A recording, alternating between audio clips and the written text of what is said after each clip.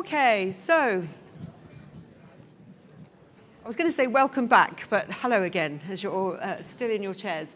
We're going to go into our first panel session of the day. And as I explained before, just to let you know about the format so you can be getting your questions ready, in a moment I'm going to introduce our four fantastic speakers, tell you what the topic is for this session, and then I will have a couple of questions for our speakers just to start the conversation. But there should be a good few kind of minutes, 10, 15 minutes left at the end where we can come to you in the audience for your questions. And I know it's a very long room, but I hope you can hear me at all sides of the room, and I will try and make sure that we gather questions from all parts of the room. So don't think just because you're sat at the back or at the sides that I won't be looking at you to raise your hands as well. So please do be thinking about any questions that you have for our fantastic speakers.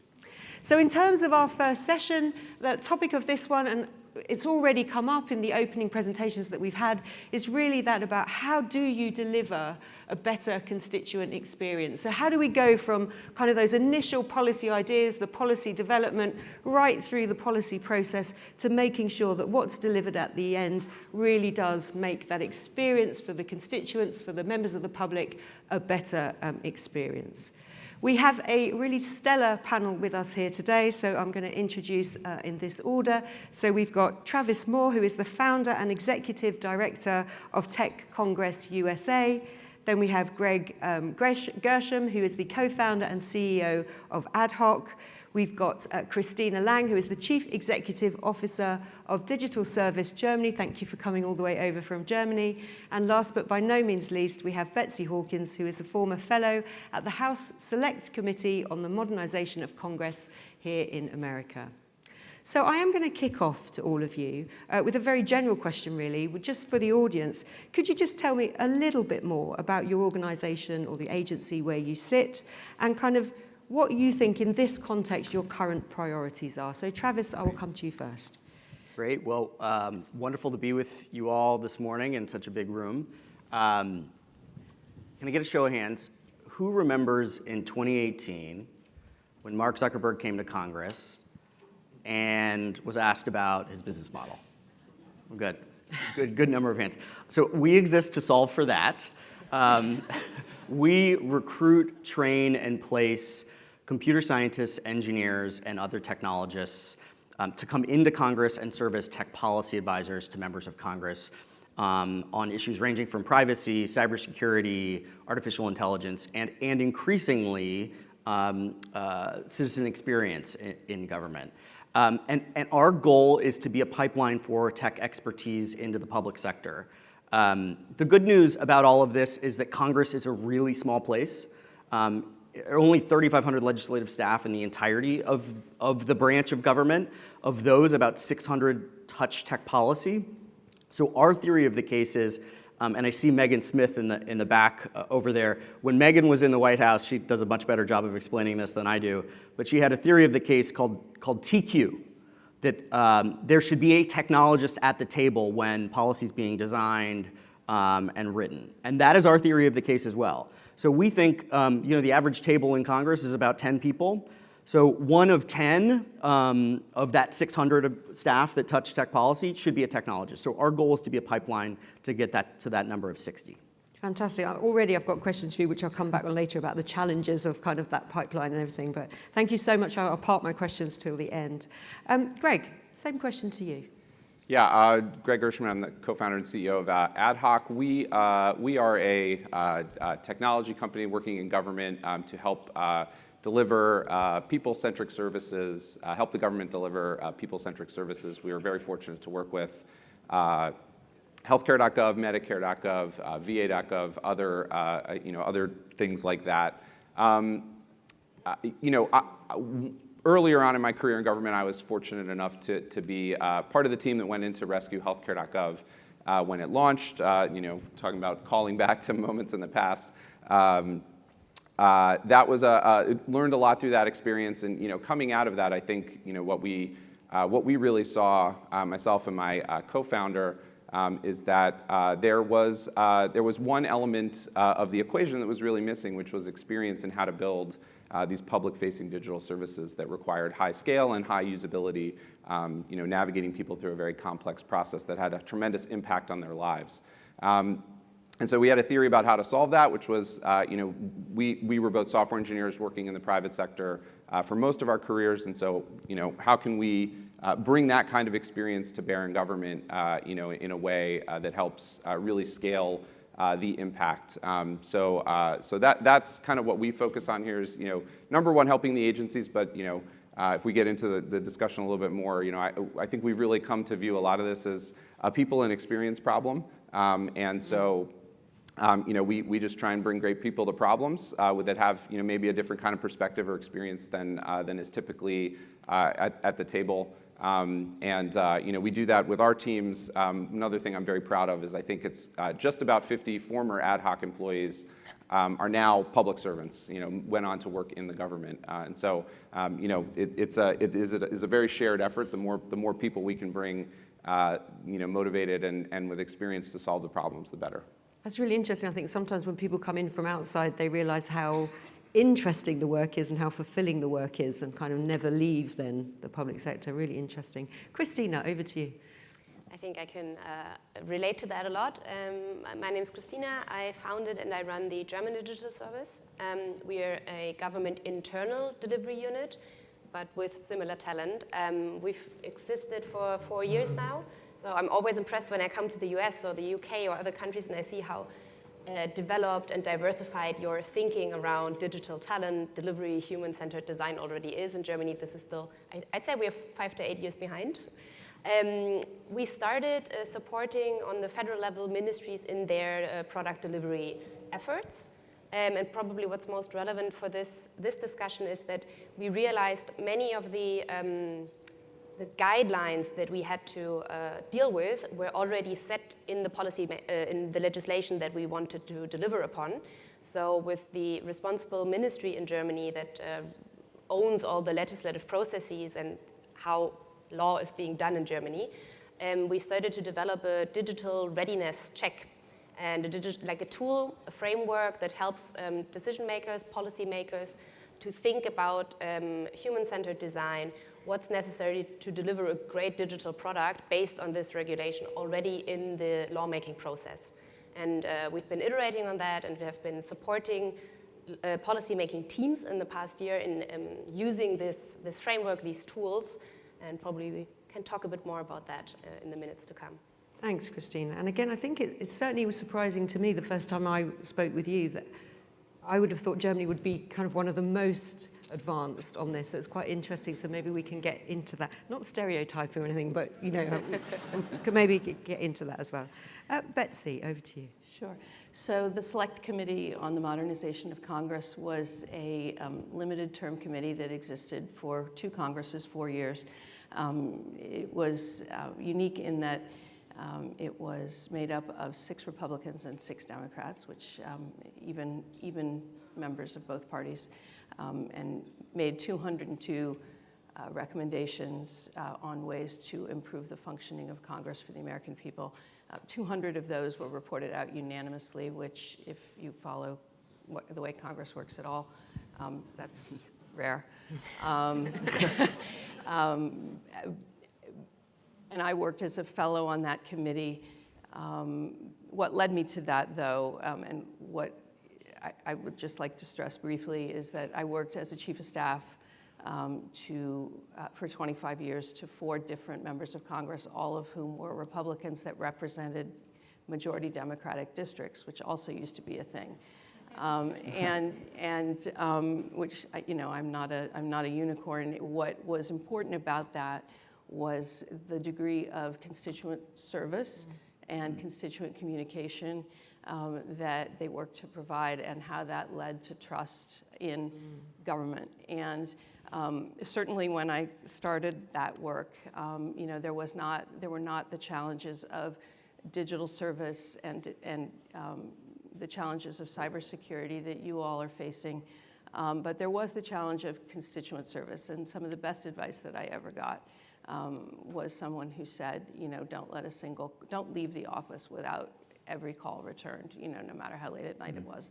And it always served me well. And that's a hard thing to do, but it's an important principle, because none of us believes when we're on hold for half an hour and we're told that a call is important to us, right? And neither do our constituents. So that led to my work for the Democracy Fund, which led to the funding of a group of a coalition of organizations, of which Travis's organization was really an essential part, that led to the genesis of this select committee, which was just really important for.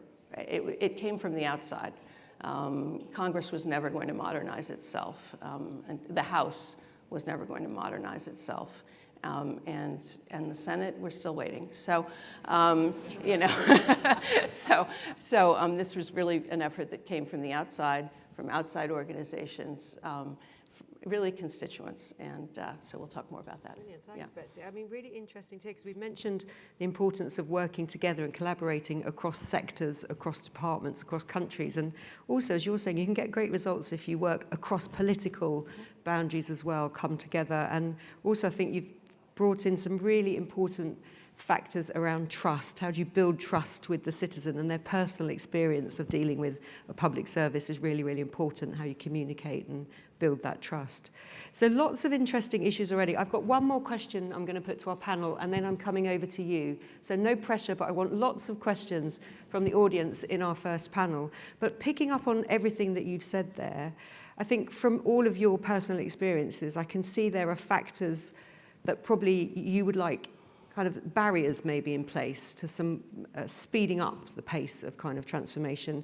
So in all of your personal experiences, would you say that some of those challenges around improving the constituent experience, are they to do with money, resources, silos, people, culture? What are the biggest challenges that you think you saw from where you are sitting? Travis, I'll come back to you because you mentioned recruitment. Is it difficult to bring in the right people? Is pay an issue? Those kind of issues. So what's the biggest barrier? I think trust is the biggest barrier. I'll come back to your perspective on trust.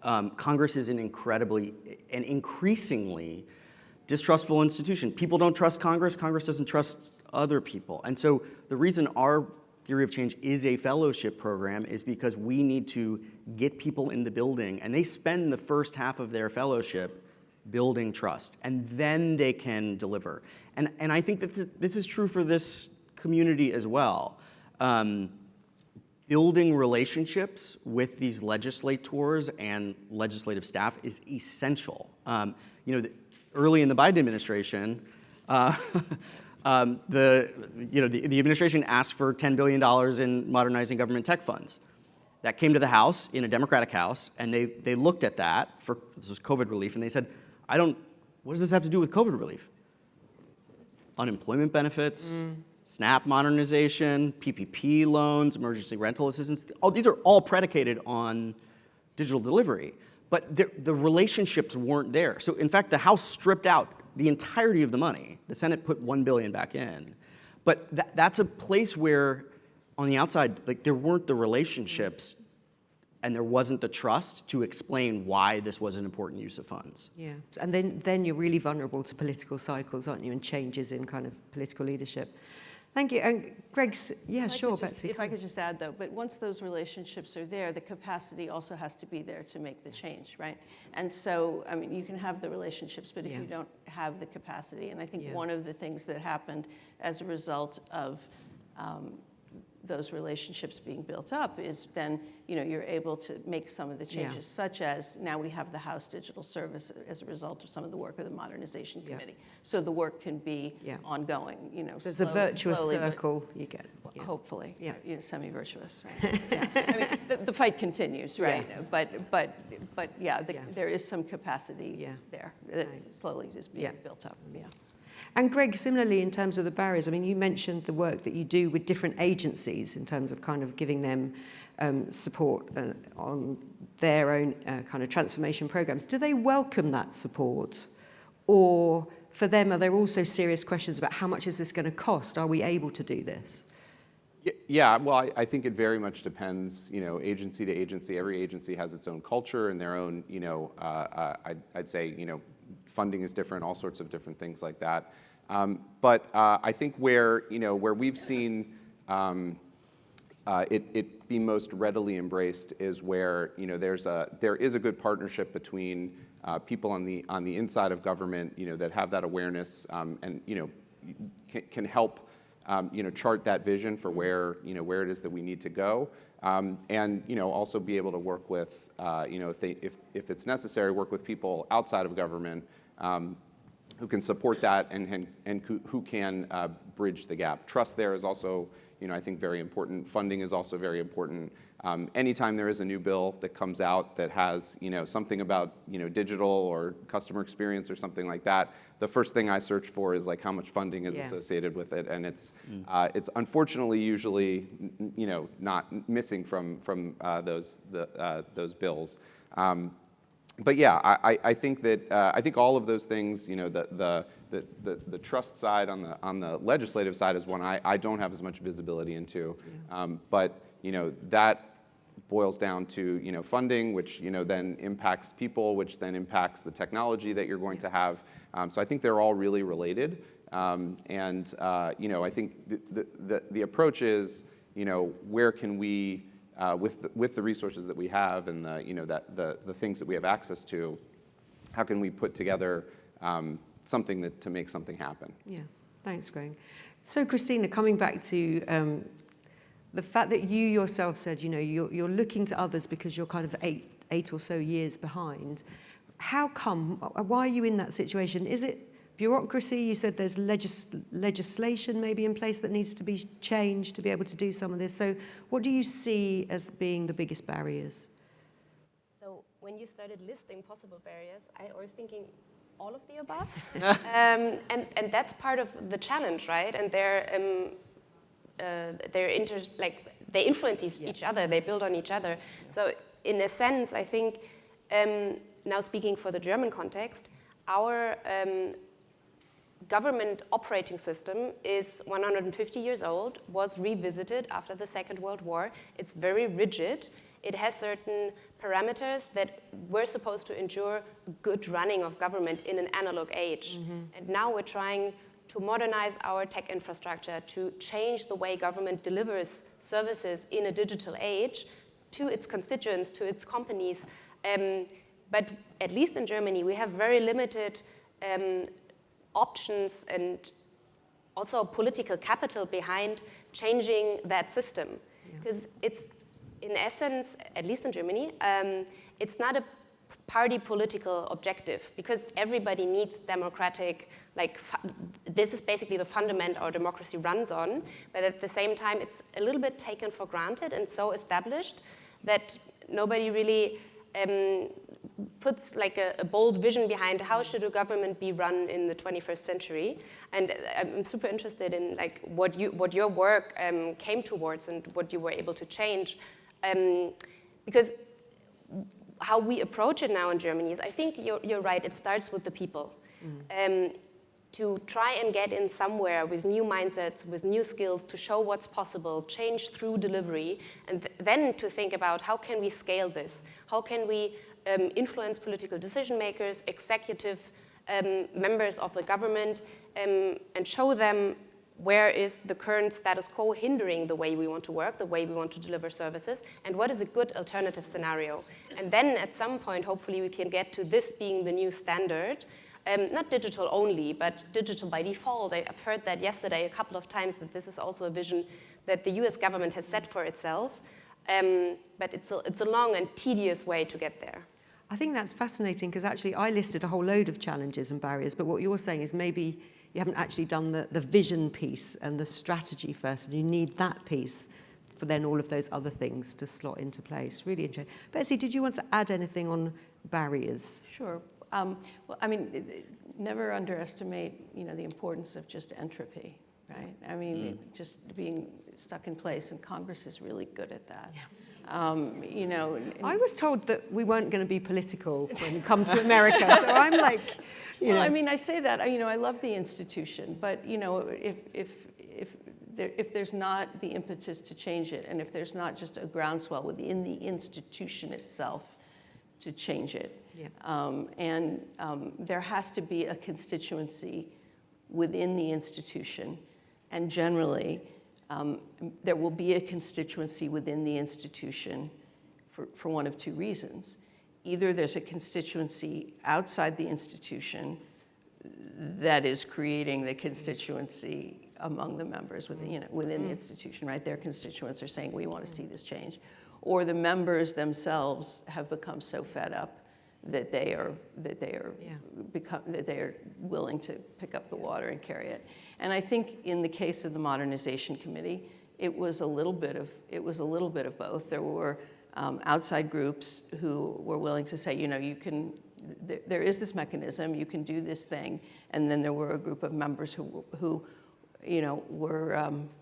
were so unhappy with the way the place was running, and were reminded, oh yes, we can do this for ourselves, and sort of pick so it the up pressure, and change it. the incentives, it gave the them an outlet. motivation It gave them an outlet, and House leadership was willing to sort of let them take it up and run with it.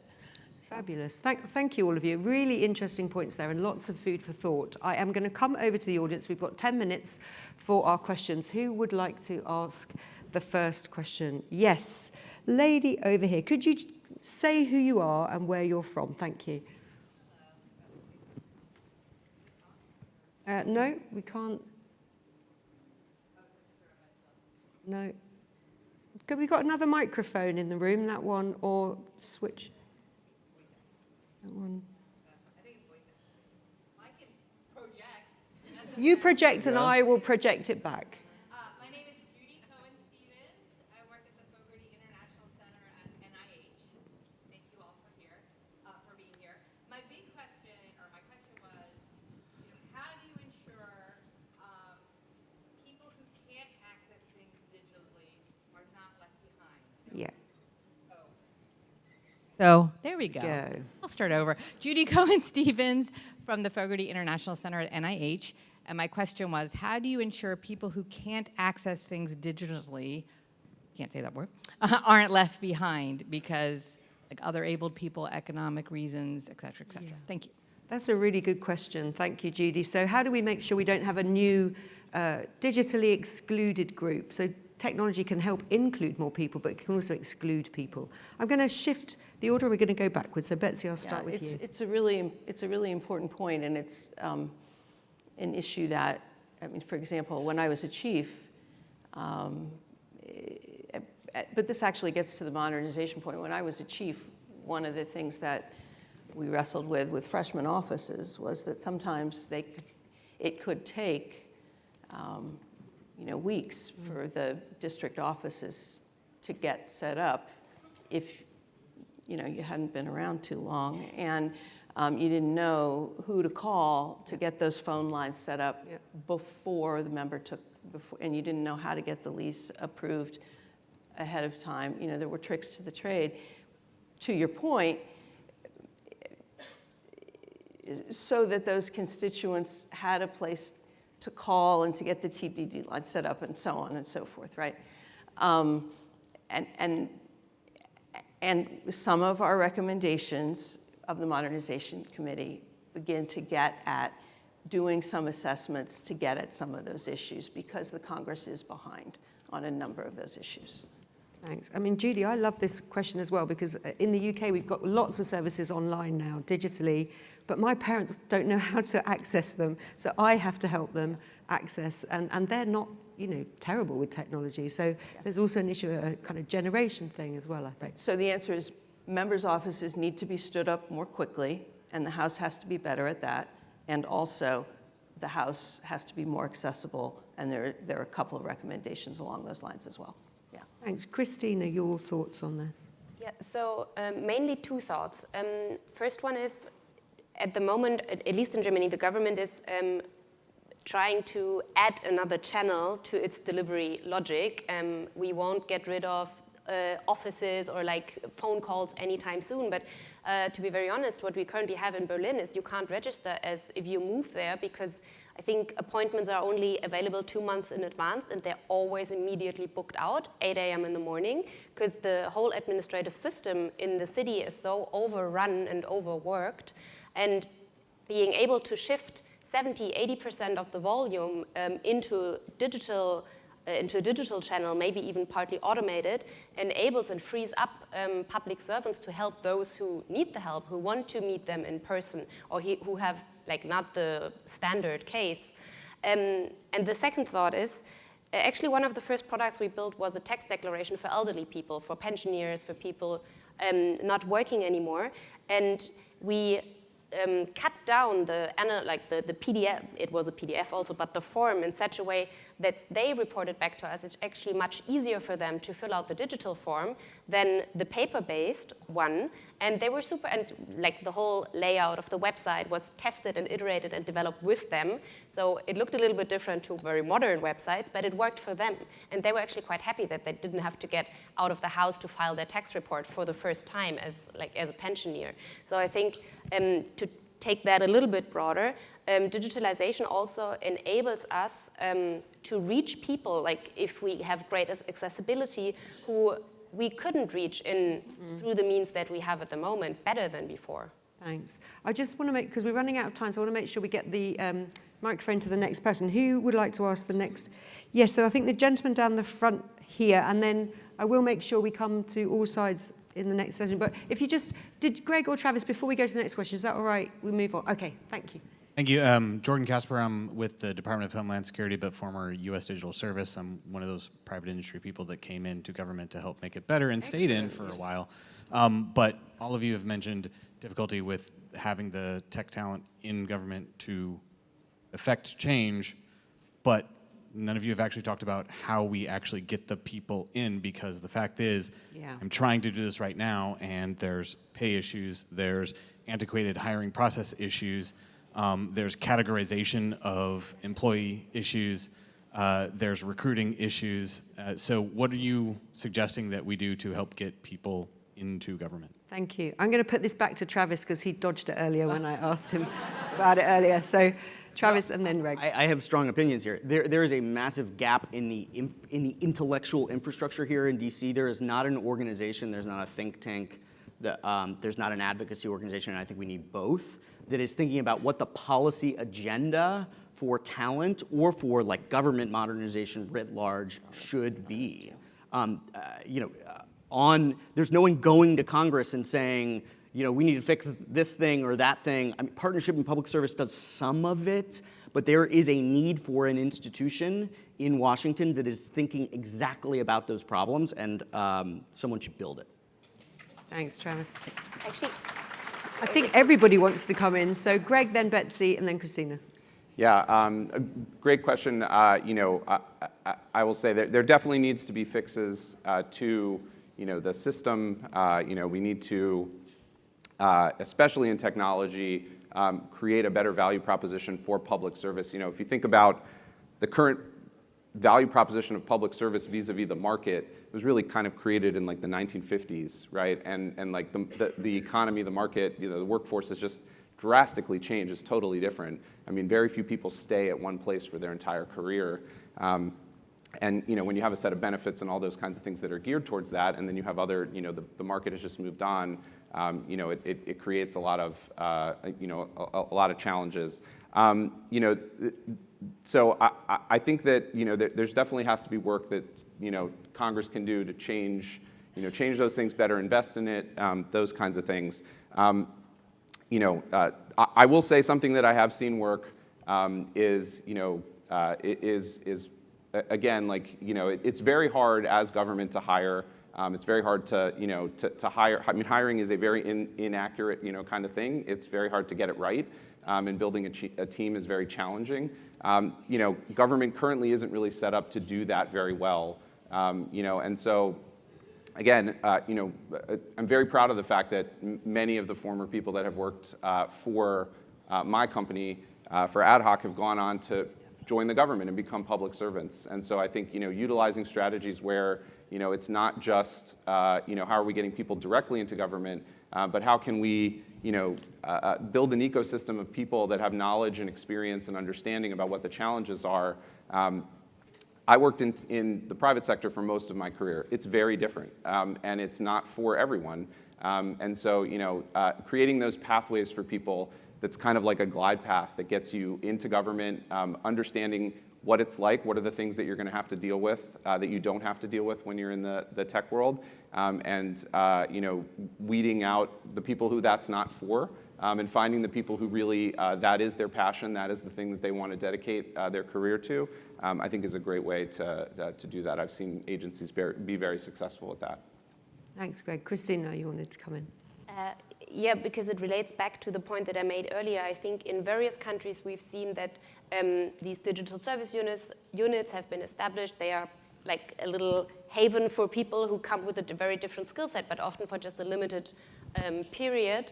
And wearing my international hat on this panel, I think, for example, the UK or Singapore, they've made great progress in scaling this talent and these profiles. I think the UK has a digital and data capability framework with a dedicated career path for digital talent that is being used all over government. Singapore has a large digitalization unit, and I know that in Germany, at least, these discussions are really hard because we're questioning the way the public servant capability scheme, payment frameworks are set up, and that is tough questions arise if you have to explain to public servants why does IT talent maybe need a different payment scheme than everybody else. But we have to go in there if we want to attract the talent that keeps this government running in the long term. Yeah, there's some really difficult. We have a couple programs in the U.S. also, the U.S. Digital Corps, which is for entry level, or younger career folks. The Presidential Innovation Fellowship Program, which I was a part of, bringing more senior, mid, and senior year career folks into government. Yeah, I mean, just finding ways to create easy pathways for people. Betsy, did you want to come in on the? Yeah, I feel really strongly about this question. I'm so glad you asked it. It was the way I wanted to start my comments, which didn't really answer your question, so I ended up not doing it, was just to say, thank you to all of you for the work you do. I loved every day that I worked in Congress. I will never have a better job.